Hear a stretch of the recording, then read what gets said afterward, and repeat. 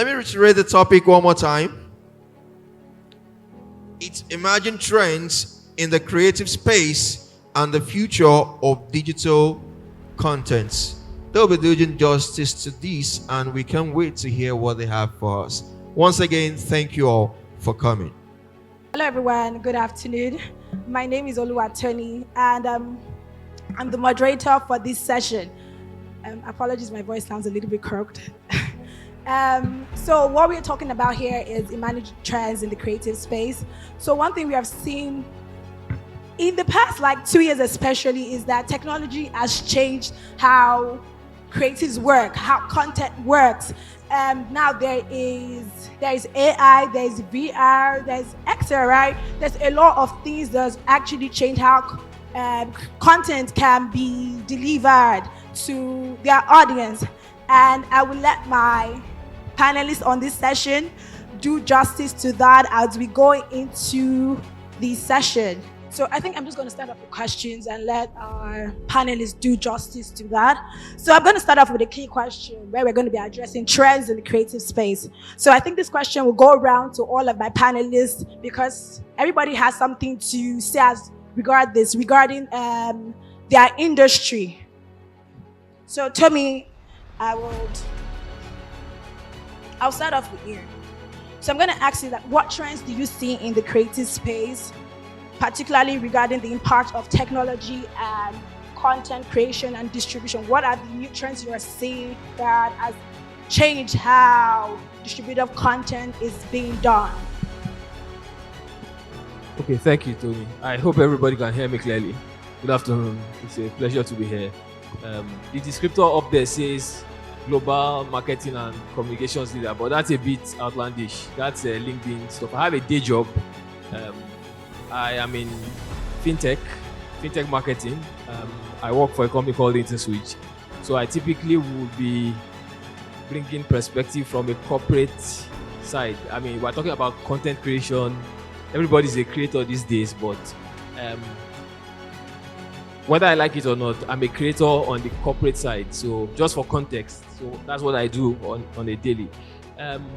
Like I said, everybody's a creator, right? And there are a number of trends that are shaping the content or creative ecosystem, right, as we call it. A couple of them that I find interesting, fundamentally is that, today there's what I call the productization of content. So typically 10 years ago, you would create content to sell a product, like to sell a product or a service that is not the content itself. So I think over the last couple of years, I mean, what we've seen and what we continue to increasingly see in the future is that content itself, whether you have a product or a service, it doesn't really matter. The content you create in itself is a product, and that's a byproduct of monetization opportunities from different platforms.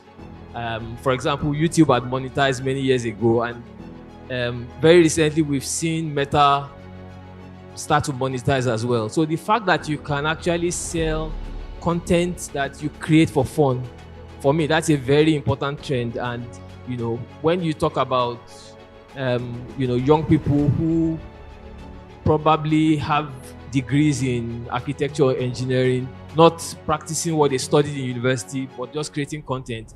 I mean, I sit on the corporate side. I have a personal peeve for influencer marketing. Personally, again, I don't speak for my organization or for any other professional. It's just my own peculiarity, right? I think that increasingly it's a lazy way of building brands. But again, we can't help it, right? Even if I, as for example, the marketing manager, think, no, let's go the hard way and build this brand. I have a CMO or an MD who believes, oh, let's just use Mr. Macaroni and we'll be fine, and everybody knows about it, right? But that's the power of, content in this day and age. So the first trend I will talk about is the productization of content. Not to take too much time, there are a couple of other things that are happening. There's a pivot to what you call micro and nano influencers. So it's no longer about the big influencers again. Just a quick example as I wrap up. I had a fitness event like 2 weeks ago. I'm not sure if anybody knows or heard about the Verve Life. It's like the biggest fitness event in Nigeria right now. And we were talking to influencers, trying to use the big names. And when they gave us the billing, we had to go back to our budget. But eventually, we found a lot of smaller influencers who, were trying to drive traffic to an after party. And we ended up using micro influencers who may not have more than 10,000 followers, but they create content along specific lines, So that's becoming a trend as well. Let me just pause and... Okay, so I think we can pick up right. corporate content. So you don't have to be doing content only as a creator. Even from the corporate side, there is something to gain from this. Tinuade, from someone who works in, deep tech, how, as technology, you see the changes technology has been making. How has technology impacted the content space? I don't think anybody can say they don't see what's happening, right? So how has that happened? Okay, thank you very much. Good afternoon, everyone, once again. And Tinade is my name as introduced. And I like what Tony said, right? That everybody right now is a content creator, and that is on a period T, like they say it, whether you like it or not. I'm a technologist, and what that means is that every other time I attend an event like this, I come back, probably create how I walked in, what I said, how people applauded, and all that. And for all you care, that is the content. He also said something, and I will really agree to completely, that now, if you hold your phone, for instance, you are not just selling, come and buy biscuits, come and buy sweets, come and buy Ankara, come and buy Jacquard. You can just talk and you're already selling yourself as a brand. He also said something that I'm just trying to pick it based on some of the things he has said, and I totally agree with.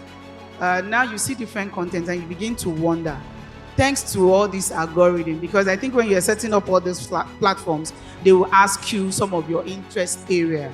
And you begin to see one guy from nowhere with these VR or filters, mouth wide, eyes small, and very funny looking, saying things like, Dam Lola, oh, Bankatimoso. And before you know it, there are several likes.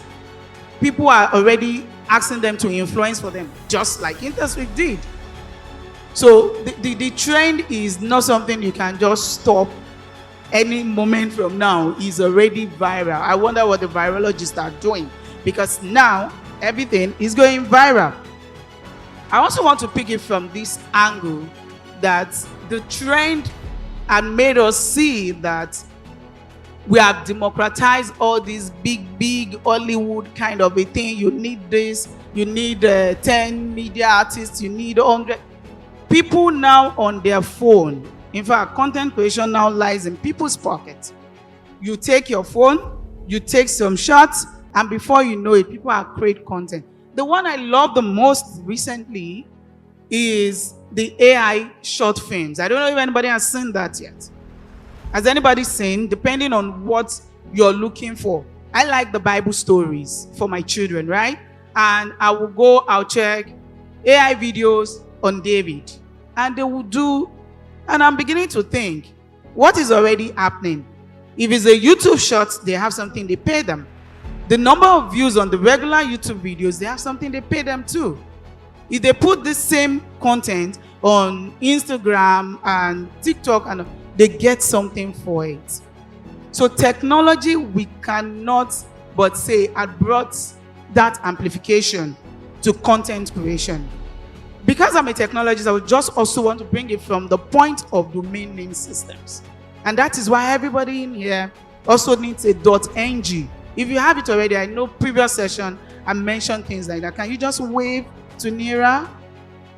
Okay, Nira, you can look for the customers you have buying. They don't have .ng. Those are also means to really get what we are doing out there. I know we talk about trust and all that. I share similar view. But how long do we want to stay? To say, oh, we don't trust this, we don't trust this. The CEO.za that you see today started from somewhere. They had their issues, but every time now you see a CEO.za, you still want to trust it. So all of this is a combination of what has helped. And that's how that Damilola guy, I'm picking on that particular one because I think I hear almost everybody playing it. So that's why I'm mentioning it. You know, they come, and even the very popular on Tao and all of the like. And there are even some that educate you, like what's her name now? Toby. I've forgotten her name right now. She does videos using even AI to teach people on how to edit videos and do really, really nice stuff. So technology has come to stay. One, we do not have a choice than to adapt. Whether we like it or not, it has its own pros and its cons. Let's stick with the pros for now. Thank you. I'm still going to get to the part. Thank you so much, Tinrade. I think I was still going to get to the part where I was still going to talk about how people view how AI has impacted creators, because some creators may have like a different opinion towards how it has impacted their process, but I'll still get back to that. Tolu, I have this question for you. In light of the evolving landscape of content creation, we know storytelling is a core thing, right? While most creators might not be plugging into the storytelling aspect, what role do you see for local storytelling in the global digital space? One, and how can Nigerian creatives leverage their unique narratives to connect with their audience in this technology space, still using technology? Thanks for the question. I hope you guys can see me. Do I need to move? Or are you okay? Yeah, I should. Yeah, they can see. Fantastic. Tolu Onilere, I am representing the DG of the National Council of Arts and Culture and the Creative Economy. My background is I work at a digital agency. So part of what we do a lot of is helping brands sell and create their story. Telling your own story that because it has to be authentic to you. Whether it is a story about traveling around Lagos, traveling around Nigeria, whether it is a story about cleaning the house, it is your story. And what people connect with is authentic stories. So if you are not telling a story that you believe in and is relevant to you, I think you will struggle to maintain it. Because then it's to be able to make this profitable for you, it has to be seen as a job. I was reading about an author who, what they do is every day they wake up and sit at their desk from 9 in the morning to 5. And all they're doing is they're an author. That's not necessarily the perception people have of authors, that you wait for your inspiration and you move around. But that discipline and seeing that it's a job is what helps drive it. Tinu mentioned about the algorithms and all that kind of stuff. So it is finding your story. And I think that's the key thing, whether in the local, in the global, because there's so much content going on out there. We talked about Damilola. Before Damilola, there was somebody else. Before that, there was somebody else. That is the way and the trend of it. What I think is key is finding your own story and finding the story that interests you, the story that you are able to tell, and that's the key thing.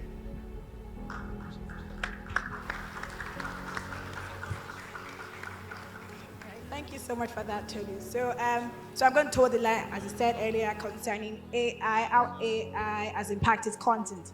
So different people have opinions about how AI is already impacting the creative space, whether content is still original. Tell me, this question is for you. So I'm going to refer to a campaign Sterling Bank did earlier. So they ran a Children's Day campaign using AI-generated images So that campaign would typically be giving like jobs to other creatives in this space, right? And because of this, people have the perspective that technology is really going to take people's jobs, irrespective, right? And all of a sudden, it becomes as if the skills you learn might not be too relevant, as long as you're using, you can do the plug and play of how technology can work, rather. So, what is your perspective concerning this? Okay, thank you. I hope I'm still audible. First caveat is I'm in the space, so I typically won't like to be quoted commenting on a maybe competitor or collaborating brand campaign. So I'm speaking as myself, not in my capacity as somebody who works for InterSwitch. So that's the caveat. But Sterling Bank, right? I pick a point from what Tolu said about in storytelling being original or staying true to your archetype, right? How many people saw the campaign that this bank put just on the periphery of GT Bank's fashion fair about 4 years ago, where they said orange is sold last season? It was a red billboard. How many people saw that? Okay, I mean, we're young people, but I mean, Sterling is a brand that has always pushed the edge for a bank, right? So again, we're all in this space. How many people know about Agege bread? Okay, I'm sure that's more relatable. So that's a brand that got its fingers burnt maybe the year or two before this campaign. Again, they have not, I like the fact that they haven't lost that creative streak. And we're talking about AI now, right? I think I saw the particular campaign you mentioned, and it was still different in the sense that I like to think they just used AI as an enabler. Personally, I think there's a lot of, there's much ado about nothing when it comes to AI, right? Before AI, let's remember that there was something called metaverse, right? There was blockchain. Everything happens in hype cycles, but AI, it's AI's time now. So everybody, like if you're raising funds from investors, if you don't have AI in your pitch deck, you probably won't get a raise, right? So the thing is, before AI in creative and content development, there was something called CGI, computer generated imagery. AI is just like the next level where you don't need human artists to do CGI. So if you see AI as something that just enables creativity, it's not the be all end all. And I'll give a few examples because typically when you run a campaign that's AI driven, it's easy for anybody to tell it could lack soul and emotion. But I've seen a few brands that have very recently embraced AI in interesting formats. And I'm speaking to Sterling Bank. I think they told the story. It was more about the story. AI was just the enabler, in terms of delivering the content. Tino spoke about Bible stories that are now being, generated by AI. How many people have seen Qatar Airways feature in your own adventure? I mean, it was a creative campaign in that it's Qatar Airways. Airways is AIRWAY, but they now highlighted the AI in Airways. But the story is they use AI to drive co-creation, meaning that you can take a scenario from their TVC and, on a platform that's AI enabled, you can feature in whatever scene you want, right? That's an interesting application of AI. The other thing I saw very recently as yesterday on LinkedIn was, how many people know the tech brand called Klarna? They do buy now, pay later. That I think they're about to go for an IPO. What they did was they deepfaked their own CEO, right? For their Q3 financial announcement, like their investor story, they used a deepfake that was their CEO. And they alluded to it to say, look, we've done something interesting with AI. Typically, companies will take a very antagonistic stance to AI to believe, deepfakes are negative. But this is a company that embraced a deepfake just to be different, right? So my take is AI is an enabler. Like you would hire a creative director or a producer for your campaign and that could change the game. See AI as that creative director, but your story still has to be authentic. It still has to be true to type. So that's my view. Do we take out the creative director, the in-person creative director? Sorry? Do we take out the in-person creative director? Well, again, in reality, as technology continues to evolve, the AI in itself, to the people who are able to leverage it, the human creative director that knows how to leverage AI to achieve the objective will still, trump, the one that's averse to using AI.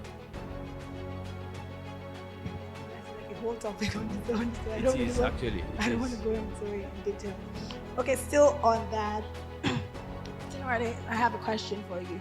Okay, so now we're talking about AI, the creative director knowing how to use AI. That means getting the right skills that ensure you can actually deploy AI in what you're doing. So how does this come into play in our educational system? Because the truth is that if we are not plugging this into our educational system, people that are coming out into the space, they're going to lose, right? So how can we plug this into our educational system? Okay, thank you very much for that question. I would just quickly want to have a touch on what Tommy said about the creative director, losing their job or not. I remember several years ago, we see a lot of typists around and you don't get to see so many of them. I remember those days that we see a lot of cyber cafes around, and at some point started to fade out. It just shows that at every point in our human race, there is something that just takes off what used to be and something else comes in. So how do you stay ahead of the curve or the game is to be adaptable. You have to always reinvent yourself. You say we don't reinvent the wheels, but you have to also come and I just wanted to touch on that. So I had a lot of creative director friends that are working with DigiPrint and all of those big brands then. And most of them now, they are even doing all this AI-enabled creativity or content. And so it's just that they have moved. And those ones that refused to take that change as it was coming, maybe they are now redundant. Okay, coming to educational space, there is something I always have as a challenge. And that is, we do a lot of copy and paste in this part of the continent. But by the time we begin to do what I call applicability, everything will work really perfectly for us. AI will help so well with education. But have we even broken the language barrier or entry? Is it everybody we want to teach that even speak this language we call or make us look we are literate? So imagine we begin to use AI in the education system. There are a lot of multi-translators out there, and we'll bring mathematics, for instance, and we'll break it down in Yoruba language, Igbo language, Hausa language, and all of the likes that you have out there. Then, a teacher can teach in English, yet the students will hear it in Yoruba, and they will be able to use it. And then you will see that we have a lot of mathematics guru in this country. But right now, it seems most of the students are even running away from math. So that is the level of applicability we can bring AI. It's not enough to just, the thing.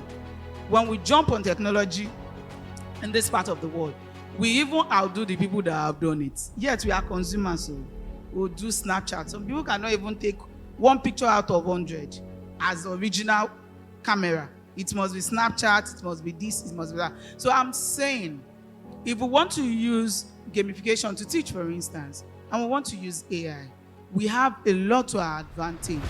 Have you seen, how many of us were here or around when we used to do 10-10? Suwe. Sorry, I grew up in one place in Ocean. So we used to do a lot of Suwe, we do a lot of 10-10, we do a lot of hide and seek. These are things we can incorporate into our teach because it is ours.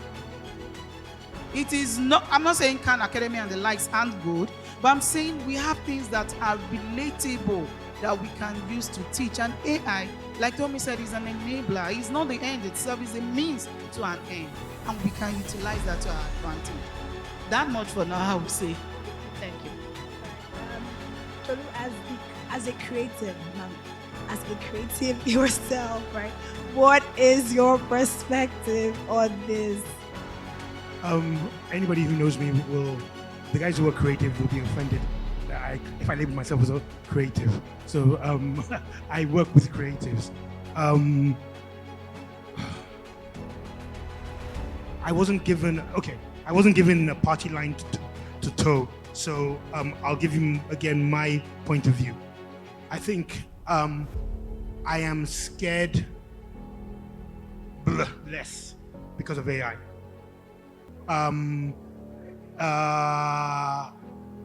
The way I have come, it is, and sorry, I'm talking to a younger audience, so let me not sugarcoat it. The only good thing about being old is I don't have to deal with the issues that you guys are going to have to face. And I'm saying this because the panelists have already said it about the shifting change. As a young audience, I think it's important that you understand and you harness and start to work with AI. It is going to affect and change jobs. One of the biggest advantages that Africa, and particularly Nigeria, was meant to have is that we had a youthful footprint. The challenge that we now have is that a lot of the jobs that was meant to be to our advantage because we had young people are potentially going to become mechanized. I have seen, and this is not a film or whatever it is, I have watched a video of a farm that is run by AI, that they are able to have cows checked, just walking around, and they're able to tell if a cow is ill just because they have been able to monitor its movement over time. That is what AI can do. As a creative, I think it's important that you look at how you harness it. It feeds back to what you said earlier on about where you stand with regards to stories and your local story. The greatest advantage that I believe you will always have is that they say that we only use maybe 10% of our brain. Our ability to create is phenomenal. That is, I think, where as a creative, you have the advantage. That the AI becomes a tool to help you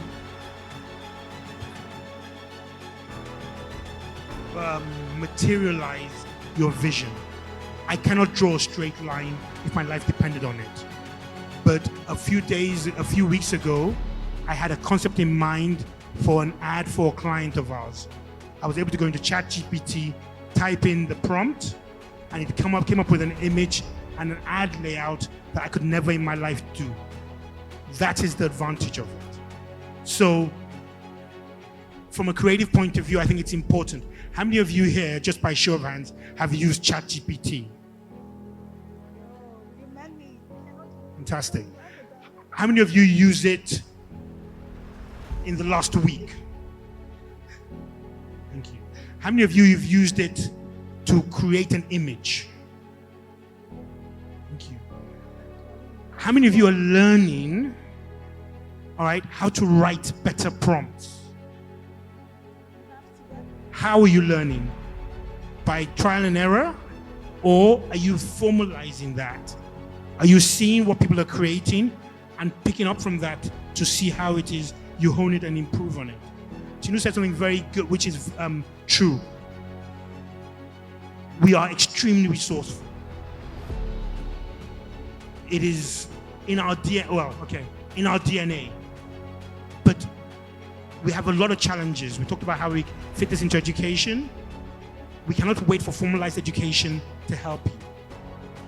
It is important that you sit, you learn, you do Coursera, you do Udemy, whatever it is, to harness and learn these skills that will stand you in good stead. Whether you are looking to write a book, looking to write a social media post, looking to design the next poster, you need to find out how you work with this thing to harness it.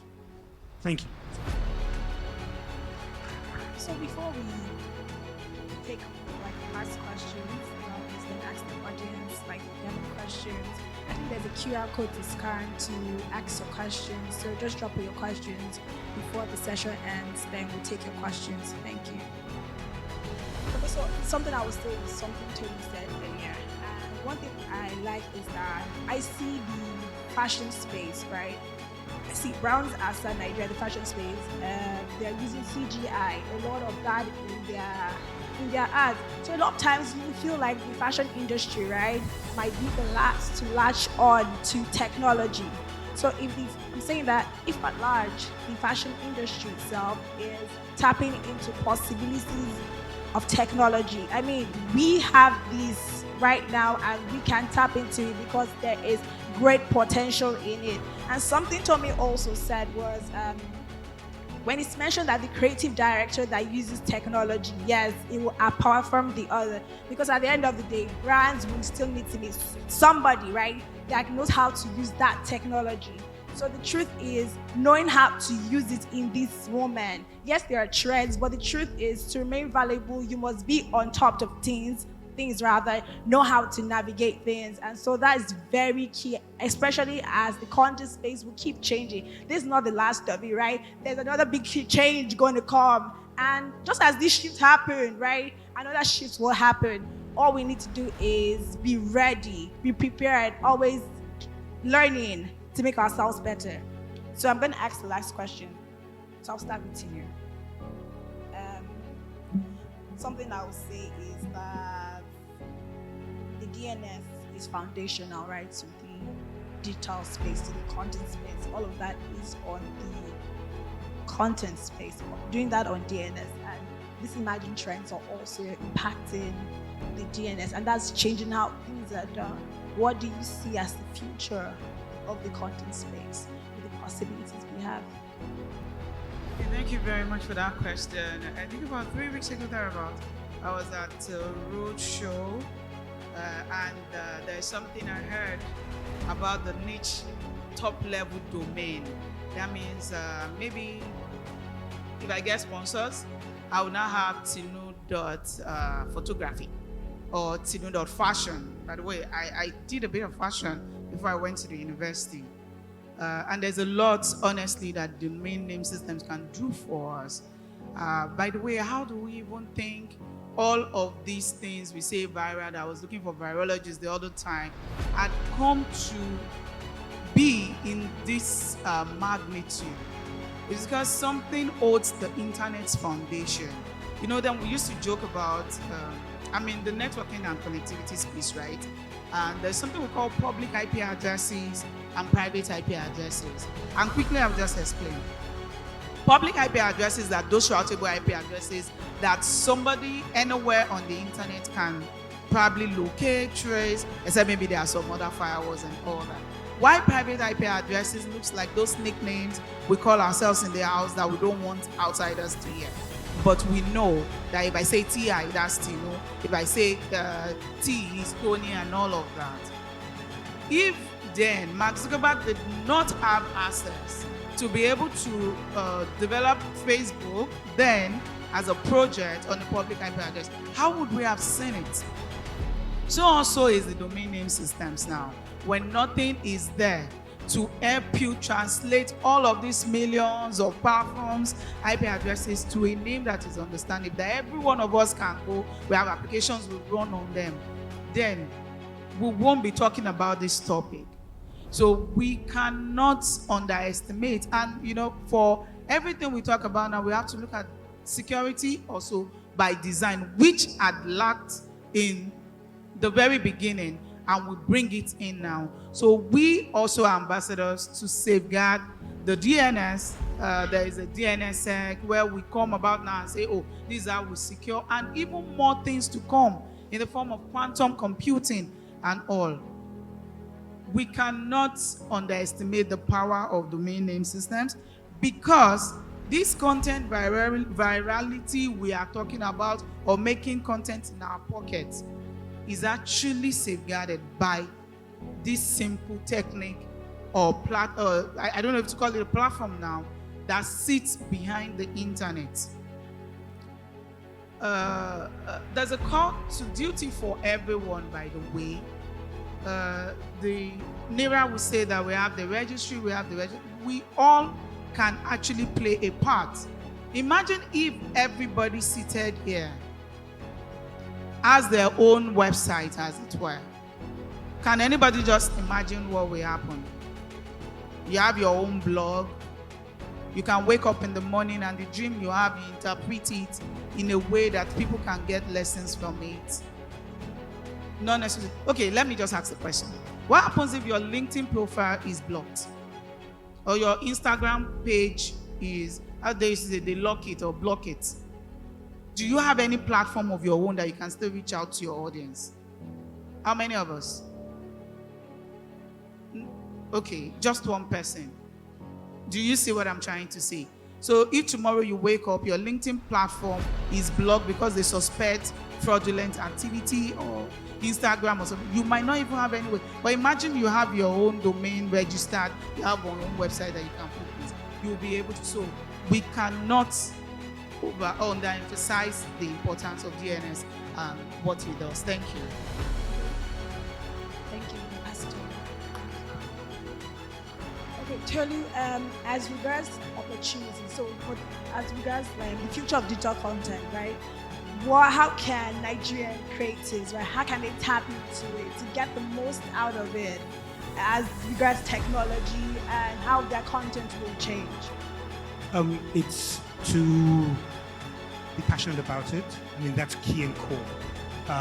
Depending on if you are passionate about it, you will be in there for the long haul. It's important that you understand that it is work. The people that you see that were viral and making money from it did not do it overnight. For everyone that did it overnight, there are hundreds and thousands of them that have been doing it for years. So be passionate. 2, be conscious of what is available and to harness it and to work at it. Look at AI, look at the technology, see how it is you can use it and how it can help you master and improve your craft. That's it. You have 1 minute to give final thoughts on this as some perspective for one creator in the corporate space. Yeah, I think a lot has been said. I think we're talking about the future of content, but that future is actually the present, right? There are many trends, but what I find most profound or instructive is what I would call hyper-personalization, right? And it's already starting to happen. I work in payments, though on the marketing and content side, right? Just the same way you log into YouTube today, and you may not realize it, but what you see on YouTube is different from what Tony will see or what I will see. And I think somebody made that point about the fact that there are algorithms in the background. AI, in quotes, whatever that means, is enabling, that hyper-personalization trend. So even in the future or in the current, like I said, I work in payments. We're trying to design, payment apps for our customers, such that when you log on to QuickTeller, for example, what you see is not what the other person will see.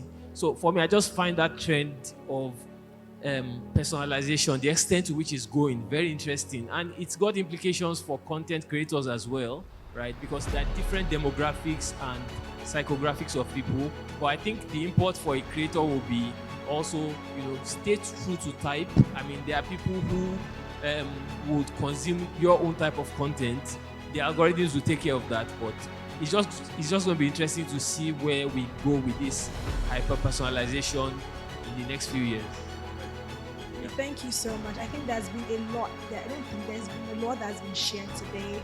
From even if you're a firm believer of what technology is doing, the emerging trends in it, you can see the opportunities. One thing you need to know is you need to keep learning, right? You need to understand things, how things work. And also for creatives, there's a lot of opportunity, right? Content is going to keep changing, whether you are the creative, everybody's creating content, right? Everybody's a creator right now. So things will keep changing. One thing I'm going to round off with one thing she said, right? That is the fact that we can get to own what we do, right? And that's what having a website does for you. And that's what doing that on the .ng domain, if you were to have a website on the .ng domain, that's what it will do for you. You get to have total control of everything you are doing. So I want to thank all my panelists for joining me. You made this session very insightful and very engaging. Thank you all, also my audience, for listening.